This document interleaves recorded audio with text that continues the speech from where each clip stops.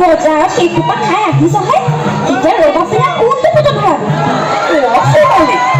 আজিকালি তই বৰ কাটিং মাৰি মাৰি কথা ক'বলৈ শিকিছ দেই ৰবা চিনা খাব পাৰ বজাৰৰ পৰা মোলৈ হ'লে গাঁৱত আনিব নোৱাৰ শুনাই তই আকৌ বৰ বেলেগ ডাঙৰ কথাই কৈ দিলি দেই